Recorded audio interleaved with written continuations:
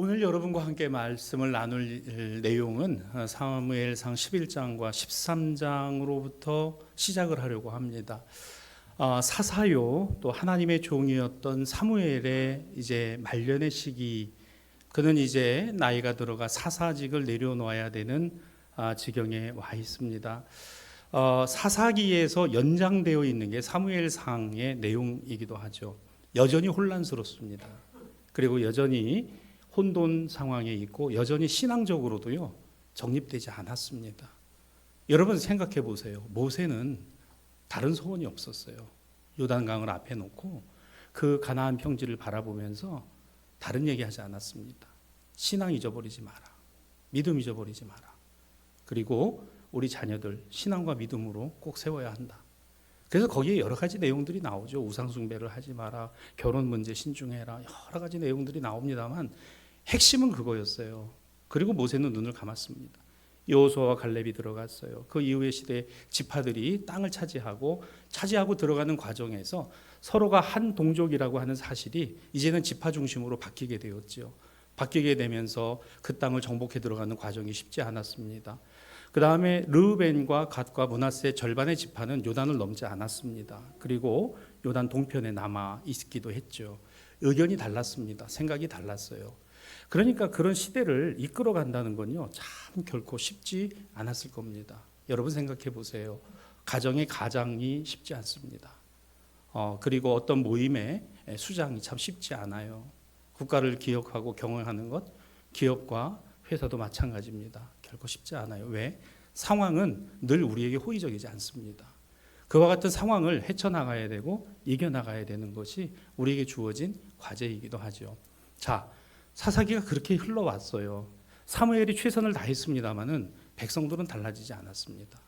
여러분, 사람이 달라지지 않는다는 것이 우리에게 실망은 될 수 있지만 그렇다고 해서 그것이 결코 하나님의 기회를 놓치는 실기가 아니라는 것을 기억하시기 바랍니다. 내 힘으로 되어지는 것 같으면요, 기도하지 않아도 됩니다. 내 의를 따라 살아가면 되는 거죠. 그러나 사실은 그렇지 않습니다. 저는 이런 생각을 해봤어요. 사무엘은 얼마나 기도를 많이 했을까? 성경에 다 나오지 않습니다만은 사무엘의 기도는 참 쉽지 않은 상황을 놓고 한 기도였을 거다라는 마음은 들어요. 백성들은 끊임없이 같은 얘기를 합니다. 내 생각이 옳다. 우리 정파가 맞다. 그러며 왕을 세워라. 차라리 왕을 세워달라. 그런데 이것은 하나님의 뜻이 아닌 거거든요. 하지만 그것을 억지로 꺾을 수 없는 것은 시대의 흐름이 있기 때문에 그렇습니다. 이스라엘 백성들이 본 건요, 그 시대의 흐름이었어요. 여러분 성경을 한번 볼까요? 오늘 우리 읽은 말씀인데요. 우리 13장 19절입니다. 14장 19절부터 22절까지 말씀을 보면요, 굉장히 짧은 부분입니다만은 그 시대의 흐름을 단적으로 보여주는 말씀입니다. 당시는 청동기 말에서 철기로 들어가는 시대였습니다. 여러분, 이 철기 문명을 갖고 있다는 건요, 그 시대의 패자가 되고 그 시대의 왕권을 갖고 있는 강력한 힘의 상징이기도 했어요. 여러분, 오늘날도 철기 시대입니다. 철기 후기예요. 그래서 이 철기를 갖고 있느냐, 누가 철제를 소유하느냐, 또 그 야철 기술을 가지고서 철제를 갖느냐가 그 시대의 흐름을 좌우했습니다. 오늘 19절입니다. 그때 이스라엘 온 땅에 철공이 없었으니 이는 블레셋 사람들이 말하기를 히브리 사람이 칼이나 창을 만들까 두렵다 하였습니다. 여러분, 이 말씀이 어떻게 읽혀지십니까? 블레셋은 그 당시에 가나안 중에서 가장 강력한 민족이었습니다. 철제를 소유하고 있었고 야철 기술을 갖고 있었습니다. 이거는 국가 1급 사안이죠. 절대로 밖으로 나가면 안 되는 겁니다. 이 기술을 누가 가질까 봐, 가나안에 들어온 이스라엘 백성이 가질까 봐 블레셋은 전전긍긍했고 노심초사했습니다. 20절입니다. 온 이스라엘 사람들이 각기 보습이나 삽이나 도끼나 괭이를 벼리려면 블레셋 사람들에게로 내려갔었는데 왜 갔을까요? 여러분, 이것들은요 철로 만든 게 아니었어요. 이거를 다듬고 이것에 날을 세우려면요 철로 연마를 해야 되는 겁니다. 근데 그건 누가 갖고 있어요? 블레셋 사람들이 갖고 있는 겁니다. 자, 그와 같은 일을 하게 되니까 21절 곧 그들이 괭이나 삽이나 쇠스랑이나 도끼나 쇠채찍이 무딜 때에도 그리하였다. 즉 일부, 다시 말하면 무기로 쓸 수 없는 것들만 제한적으로 허락이 됐던 거예요. 그러니까 사실은 끊임없이 블레셋의 압박과 지배 속에서 이스라엘 백성들은 살아갈 수밖에 없는 것이고, 그들이 바라보았던 이 난국을 타개하는 방법은 우리도 뭘 세우자? 왕을 블레셋처럼 세우면 그러면 우리도 저들과 능히 싸워서 이기겠다는 지극히 인간적인 생각을 하고 있는 거죠. 22절입니다. 싸우는 날에 사울과 요나단과 함께한 백성의 손에는 칼이나 창이 없었고 오직 사울과 그의 아들 요나단에게만 있었더라. 그러니까 이 무기를 당시 철제로 갖고 있는 것은 왕이나 왕자 정도였지, 사실은 이스라엘이 갖고 있는 무기는 별 볼 일 없는 거였어요. 자, 우리가 이제 계속 말씀을 읽어갑니다만은 이게 블레셋입니다. 여러분, 간단한 게 아니에요. 이스라엘은요 꼼짝 못하는 겁니다. 거기서 가서 그들한테 아쉬운 소리 해야 되고요, 농기구 제한적으로 철 얻어가지고 그거 연마하고 이런 거 정도 했지, 거기서 야철 기술을 가지고 자기들이 그런 걸 절대로 그는 있을 수 없는 일이었습니다. 그러니까 힘든 거예요. 그러니까 블레셋에 종속이 돼가지고 하라는 대로 하고 그렇게 살아갈 수밖에 없었던 겁니다. 누구 때? 사무엘의 마지막 때. 누구 때? 사울이 임금이 되었을 때. 누구 때까지? 다윗이 왕되기 전까지입니다. 그런데요, 이걸 일거에 역전시킨 사건이 있었죠. 그게 바로 다윗의 물맷돌입니다. 블레셋의 철기의 대장이었던 골리앗이 넘어뜨려진 사건입니다. 뭐로요? 돌멩이로. 여러분, 돌멩이로 이겼어요. 여러분, 방법은 우리에게 있는 게 아닙니다. 우리가 갖고 있는 방법이 될 것 같죠? 아닙니다. 하나님의 능력이 실려 있어야 그것이 방법인 거예요. 여러분, 늘 기도하실 때 하나님, 이런 상황입니다. 이런 상황입니다. 그러나 방법은 제게 없습니다. 저는 돌멩이와 같이 작고, 저는 돌멩이처럼 무디고, 저는 돌멩이처럼 작습니다. 그런데 여기에 하나님의 능력이 실리기를 원합니다. 하나님의 능력이 실려지기를 원합니다. 저는 그게 더 중요하다고 생각을 해요. 여러분, 신앙의 힘은 유형의 힘이 아니에요. 유형 무형의 하나님의 창조의 능력의 힘, 그건요 우리가 감히 흉내낼 수도 없고요, 염두에 둘 수도 없는 것입니다. 따라하십시다. 때와 기한은 하나님께 있습니다. 여러분, 믿으시기를 바랍니다. 아우, 이게 제일 좋은 것 같아. 이게 분명히 맞아. 아니에요. 그렇지 않습니다. 때와 기한은 하나님께 있어요. 방법이 하나님께 있습니다. 하나님이 행하시는 일은 우리가 다 헤아릴 수가 없는 일들이기도 합니다. 여튼 이와 같은 시대가 바로 이 사무엘이 이제 사사직을 내려놓고 왕정으로 넘어가던 이 시기였고, 여전히 혼란스러웠다는 거예요. 자, 그렇다면 이제 여러분과 오늘 나누려고 하는 거는요, 그 시대를 살아냈던 사무엘은 어떻게 살아낼 수 있었을까? 신앙과 믿음으로 살았죠. 그런데 더 중요한 게 있어요. 그에게는 한나와 엘가나와 같은 어머니와 아버지가 있었다는 겁니다. 우리 지난주에는 누구를 봤죠? 지난주에 권 목사를 봤어요? 지난주에 우리 기드온을 봤잖아요. 기드온의 부모. 기드온의 부모 봤죠. 자, 오늘은 우리가 사무엘의 부모를 볼 차례입니다. 자, 사무엘의 집안은 라마다빔 소임이라는 곳이에요. 라마다임 소임이라는 곳은요, 흔히 이제 여기 사무엘과 사사기 읽어보면 라마라는 데가, 사무엘이 라마로 돌아가니라 이게 바로 자신의 고향입니다. 여러분, 이 라마다임 소빔, 이 라마라는 곳은요, 신약에서는 이름이 바뀌어요. 예수님 시대 때. 이 지역이 어디냐면 아리마대입니다. 아리마대 사람 요셉.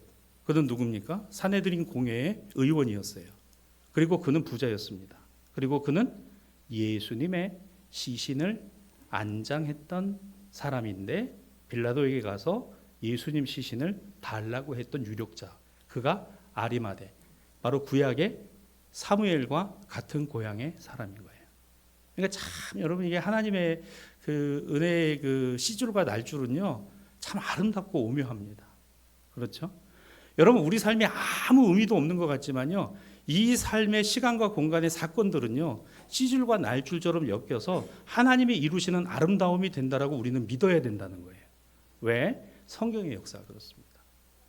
사무엘은요, 아리마대 사람 요셉을 알지도 못해요. 얼마나 훨씬 후대 사람인데 모릅니다. 그런데 그 자신의 고향의 그 후대에 그 요셉은 예수님의 시신을 받아서 안장했던 유력한 사내들인 공회원이었다는 거죠.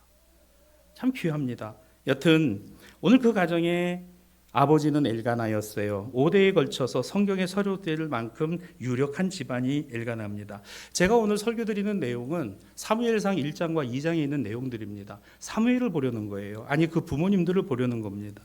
어머니는 우리가 아는 대로 한나이지요. 그는 첫 번째 부인이었지만 자식이 없었어요. 그래서 엘가나는 대를 이어야 되겠기에 레위기법에 어긋나지 않는 범주 안에서 분인나라는 첩을 부인을 다시 드리게 됩니다. 그런데 문제가 생기죠. 한나에게서는 여전히 자녀가 안 생기는 거예요. 누구에게 생겼어요? 분인나에게 생겼습니다. 이렇게 되니까 한나는 더 복잡해지기 시작했어요. 여러분, 가장 힘든 상황은 내 가까이서 일어나지 멀리서 일어나지 않습니다. 여러분, 대파값이 875원이라고 하는 게 대통령에게는 아무것도 아니거지만 우리에게는 가당치도 않은 일이죠. 왜? 우리는 피부로 느끼기 때문에. 실제로 그 돈 가지면 못 산다는 거 다 알잖아요.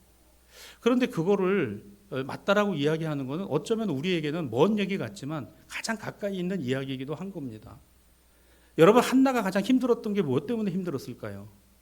그 가정 안에서 이 문제예요. 분인나는 자식을 낳습니다. 그런데 자신에게는 자식을 안 주시는 거예요. 하나님이 주신다는 믿음도 있었고 하나님 앞에 끊임없이 기도하고 있습니다마는, 그런데 하나님의 응답이 그에게 주어지지 않는다는 거예요. 거기다가 분인나의 조롱을 받습니다. 그런 말미암아 너무너무 힘들어요. 이거를 지켜보던 엘가나가 아내를 사랑하고 아내를 위로하고 그 한나에게 용기를 줍니다마는 그것만으로 되는 것은 아니었어요. 그리고 그 시대는 사사시대를 이어오고 있는 때라 너무너무 힘들었던 겁니다. 이 사사시대는 외적의 침략으로부터 미약했고 사사들이 나서서 움직여지지 않으면 안 되는 그런 상황들이 반복해서 일어났던 것이죠. 신앙적으로는 끊임없이 산당에 가서 제사하는 일들, 그리고 하나님 신앙과 믿음을 버리는 일들이 아무렇지도 않게 일어나고 있었던 거예요. 그런 데서 신앙과 믿음을 지켜난다는 거 절대로 쉽지 않습니다. 여러분, 신앙과 믿음은요, 간단한 이야기처럼 들리지만 그러나 그것이 내 것이 될 때는 정말 힘들고 어렵다는 거예요.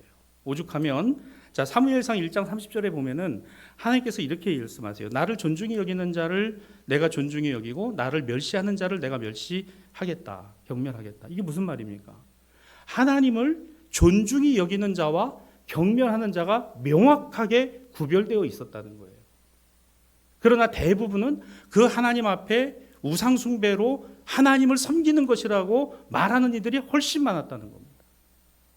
이거를 분명하게 하나님이 선을 긋고 계시죠. 또 있어요. 사무엘상 3장에 가보면 여호와의 말씀이 희귀하였으며 이상이 흔히 보이지 않았으니 당시에 엘리의 눈이 점점 어두워져 가고 잘 보지 못하던 그때에 라고 말합니다. 여러분, 이 의미는 육신적으로 나이가 많이 들었다는 의미일 뿐만 아니라 영적으로 엘리는 그 시대를 분별할 수 있는 상황이 아니었다는 거예요.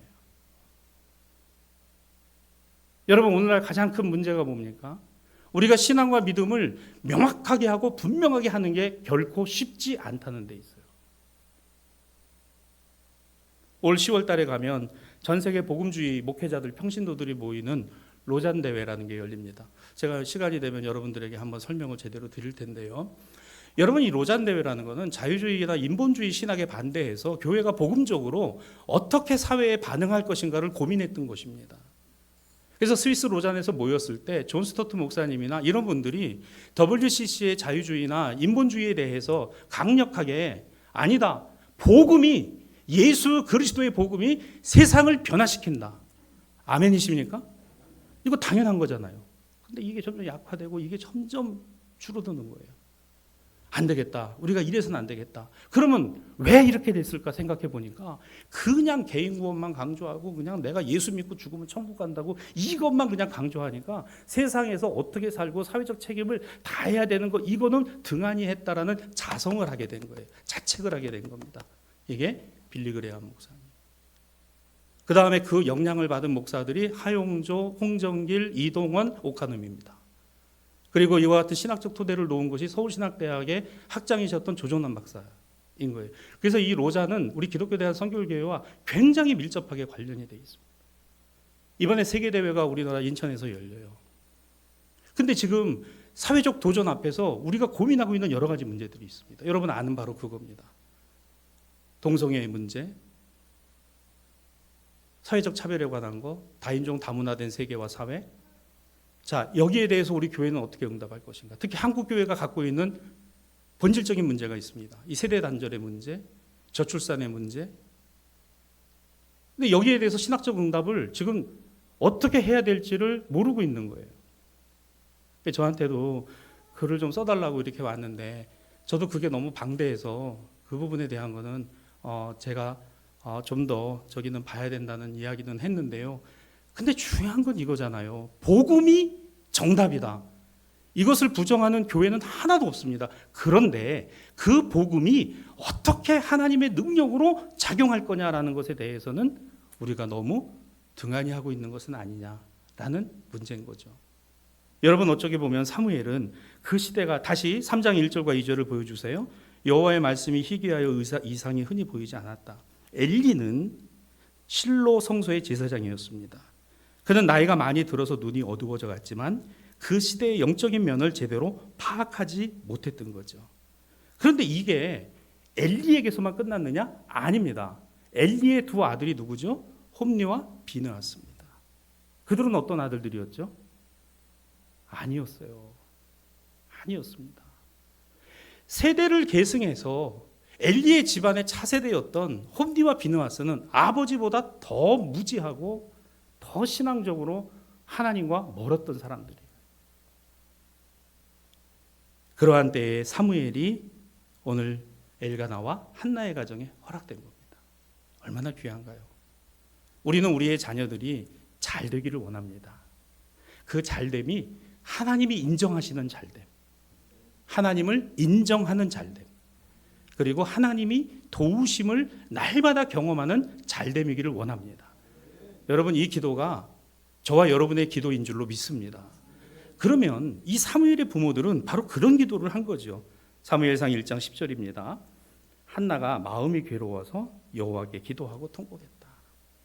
자, 상황은 제가 설명을 드렸어요. 국가적인 상황, 시대적인 상황, 가정적인 상황. 자, 이런 상황에서 마음이 괴로울 수밖에. 그래서 그녀는 여호와께 기도하고 통곡했다. 자신의 마음을 하나님께 드렸습니다. 상한 심령 그대로를 드렸습니다. 하나님은 상한 심령을 돌아보십니다. 한나는 자신의 참혹한 현실과 고통의 깊이를 알아달라고 하나님께 매달렸습니다. 돌보아달라고 간절히 구하였습니다. 헤아릴 수 없는 은혜는 헤아릴 수 없이 혼돈스러운 우리의 삶을 정하시는 하나님의 평강이더라고요. 괜찮다. 내가 너와 함께 있으마. 그리고 두려워하지 마라. 걱정하지 마라. 놀라지 마라. 나는 너의 하나님이 됨이라. 여러분 우리는 이 하나님의 음성을 듣고 살아가는 하나님의 자녀들인 거예요. 자, 오전에도 말씀드렸어요. 어떻게 들으라고요? 가까이 계시니까 들리는 겁니다. 어떻게 느낀다고요? 내 손을 잡아주실 만큼 가까이 계심을 여러분이 인정해야 된다는 거예요. 주님 내 삶을 붙들어 달라고. 오늘 내 기도 가운데 하나님 응답해 주시기를. 그러면 내 마음에 평강이 오잖아요. 문제는 해결이 안 됐는데, 일은 풀리지 않았는데 내 마음에 평안이 찾아오고 내 마음에 그 안정이 찾아오고 있다면 그게 샬롬입니다. 하나님의 평강. 저는 여러분들에게 이 하나님의 평강이 때마다 일마다 함께 하기를 주님의 이름으로 축복합니다. 하나님의 샬롬이 여러분들에게, 그래서 우리가 늘 이 평안의 인사를 했으면 좋겠어요. 하나님의 평강이 우리 목사님에게, 우리 장로님들에게, 우리 권사님들에게 함께 하기를 원합니다. 우리 기도할 때마다 우리 교회가 하나님의 샬롬의 교회가 되기를 원합니다. 하나님의 평안이, 하나님의 평강이. 오늘 이 한나는 그렇게 하나님 앞에 자신의 마음을 쏟아놓았습니다. 그리고 하나님을 의탁했습니다. 그리고 하나님을 붙들었습니다. 중요한 것은 우리의 기도의 내용보다도 우리가 기도하고 있는 대상입니다. 내 기도를 들으시는 이가 하나님이십니다.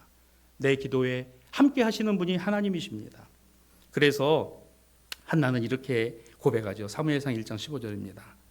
하나님 앞에 내 심정을 열었습니다. 여기 통한 것이 오니 하나님 앞에 내 마음을 열었습니다. 우리 오전에도 말씀을 드렸죠. 예루살렘에서 문을 꼭꼭 걸어 잠그고 있던 제자들, 주님을 만났습니다. 부활의 주님의 음성을 들었습니다. 그들 가운데 계셨습니다. 그런데 정확히 8일이 지나고 나서도 여전히 뭐하고 있어요? 문을 걸어 잠그고 있어요. 닫아고 있어요. 여러분, 문을 닫고 있으면 우리에게서는 아무 일도 일어나지 않아요. 그러나 우리의 문을 닫고 있어도 그 문을 뚫고 들어오시는 분이 하나님의 아들이신 주님이십니다. 그 가운데 서 계셔서 평안을 하뇨, 너희에게 평강을 빈다, 너희가 성령을 받으라, 늘 그 말씀하시는 주님이죠. 한나는 어떻게 보면 우리에게 이런 교훈을 주고 있습니다. 아무리 복잡하고 힘들고 어려워도 나는 하나님을 의지하오니 그 하나님께 나의 모든 것을 의탁하되 내 마음을 열고 내 삶의 처지와 형편 일거수일투족을 다 하시는 하나님께 내 자신을 내어놓습니다. 하나님 여기에 응답해 주시기를. 여러분, 우리는 사람과 사람 사이의 만남을 통해서도 귀한 은혜를 경험하기도 합니다. 내가 힘들고 어려울 때 나에게 따뜻한 말 한마디, 때로는 나에게 손을 잡아주며 기도하고 있어라는 그 한마디가 나를 감동시키기도 하고 나에게 정말 용기가 되기도 합니다.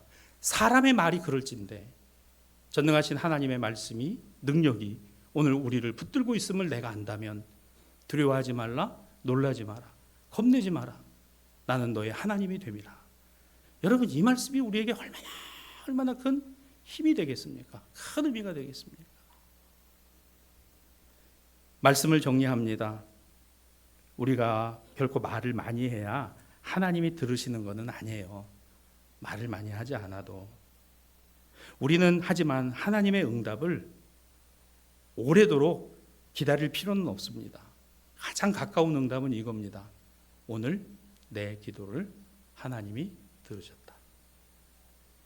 한번 따라 합시다. 오늘 내 기도를 하나님이 들으셨습니다. 이게 응답입니다. 가장 가까운 응답이에요. 근데 어떻게?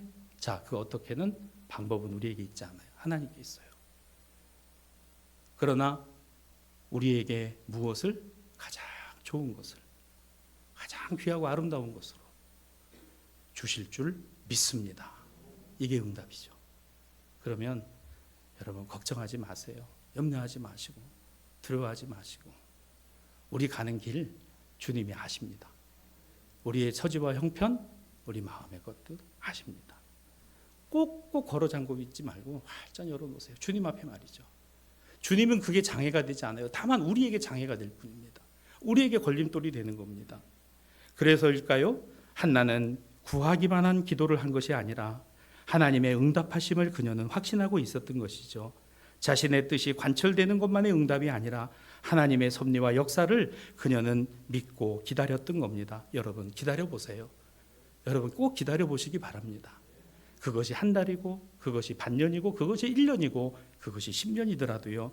자, 오늘 말씀에 하나님 앞에 한나는 오래 기도했다라고 그럽니다. 그러며 사무엘상 1장 17절 18절을 여러분과 함께 나누기 원하는데요. 엘리가 그녀에게 이렇게 말합니다. 평안히 가라. 여러분, 여기 평안이라는 이 말이 바로 샬롬입니다. 하나님의 평안이. 그렇습니다. 하나님이 네가 기도하여 구한 것을 허락하시기를 원하노라. 이르되 당신의 여종이 당신께 은혜 입기를 원하나이다 하고 가서 먹고 얼굴에 다시는 근심빛이 없더라. 이게 뭘까요? 바로 17절의 평강 샬롬 때문입니다. 하나님의 평강이 있으면요, 우리 얼굴에 근심이 사라지는 거죠.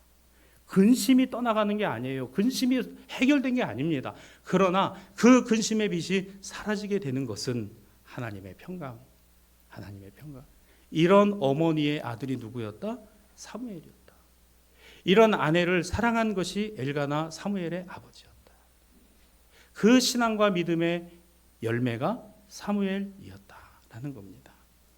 주 안에서의 평안이 여러분과 함께하기를 원합니다. 한나는 달라졌습니다. 한나는 변했습니다. 그의 얼굴이 참 기쁨의 얼굴로 달라질 수 있었습니다. 여전히 고난이지만, 여전히 힘들지만, 여전히 힘겹지만 그럼에도 불구하고 오늘 그 슬픔이 변하여 기쁨이 되게 하시고, 오늘 우리가 죄를 뒤집어 쓰고 있을 때 그 죄를 걷어내시고 놀랍도록 아름답게 우리를 변화시켜 가시는 하나님의 은혜의 손길을 경험하는 것이야말로 그리스도인으로 살아가는 놀라운 축복이 아닐까. 그 하나님의 손길을 경험하는 것이 우리가 정말 그리스도인 된 성도된 그와 같은 축복이 아닐까를 여러분과 함께 나누어 봅니다. 은혜, 그렇습니다. 그건 우리에게 시작되는 것이 아니고 하나님으로부터 오는 것입니다. 사랑과 긍휼하심, 그건 바로 우리 자신의 처지와 형편을 외면하지 않으시는 하나님의 방법입니다. 사무엘상 1장 20절로 21절입니다. 그리하여 아들을 낳았으니 사무엘이라 이름하였고 이는 내가 여호와께 그를 구하였다 함이더라. 그의 남편 엘가나와 그의 온 집이 여호와께 매년제와 소원제를 드렸더라. 아멘. 여러분, 이런 가정의 부모님들, 저는 우리 부모님들이 이와 같으셨으면 참 좋겠습니다. 또 이런 할아버지와 할머니들이 되셨으면 좋겠습니다. 기도는 만사를 변화시키되 하나님께 있습니다. 그것을 여러분 믿고 확신하시면 그게 응답입니다. 그리고 그 일은 하나님이 반드시 이루실 겁니다. 이와 같은 삶을 여러분 가슴에 품으시고 이 부활 이후의 삶을 이어가는 저와 여러분들이 되시기를 바라고, 우리 다 사무엘의 부모처럼 할아버지와 할머니로 세워져가는 우리 성도들 여러분들 되시기를 주님의 이름으로 축원합니다.